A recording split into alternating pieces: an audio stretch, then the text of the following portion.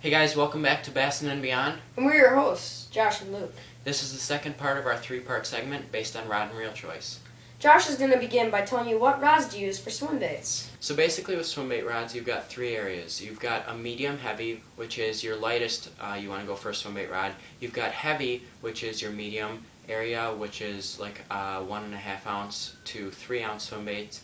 And you've got your ultra heavy, which is your 3 ounce to 5 ounce swim baits. Your swim bait rods are generally going to be like 7 foot 11 inches all the way up to 8 foot 5 inches. That way you can launch those swim baits out there, have enough backbone, but also have a big enough rod with a strong enough action so that you don't get really tired working those swim baits all day, because they can pull a lot on your wrists, which can tire you out pretty quick. And you want to be able to stay out in the water and catch as many fish as you can, especially if you're a tournament angler.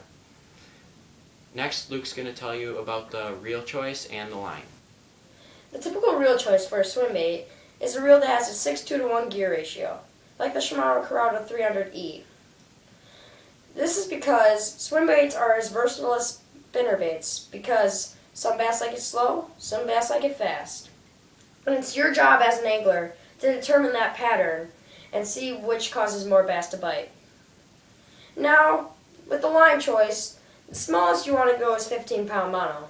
The heaviest you want to go is 30-pound mono. This really depends on the amount of cover you're fishing. For low cover and more in open water, you'd want the 15-pound mono so you can get more line on your reel. But if you're fishing that heavy cover, those 5-pound bass are going to feel like 25-pound bass, and that's when the 30-pound mono really helps out. And you don't really need to buy more reels than one, because you can just swap out spools of different line for different situations. This will save you money, and it's a great idea for the discount fisherman.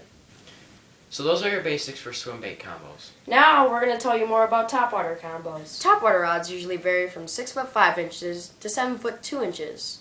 Shorter rods cast more accurately, while longer rods have further casts and better hook sets.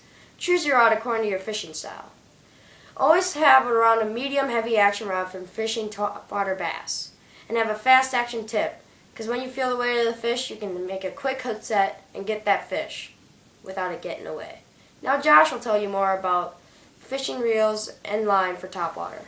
There are two options when selecting your topwater reels. There's the basic 6.3 to 1 gear ratio, which allows you to work your topwater bait slow, medium, and fast. And then there's your 7 to 1 gear ratio, which really is used a lot in heavy cover when you've got a fish and you don't want it to get back down in the grass and get hung up, and you just want to get it in the boat, or when your lure gets like some weeds on it and you want to get it to the boat so you can take those off and get your lure back in the water. So those are your two options for reels. And now with the line, you want to stay generally around like a 20 to 30 pound braid. Braid floats, so it maximizes your bait's performance. And braid also has low stretch, so when you get a fish that's way out there and bites your lure way out in a long cast, you'll be able to set the hook just normal and get that fish in and get that tournament fish, or just the fish that's going to make your day. Now you know how to choose your topwater combo.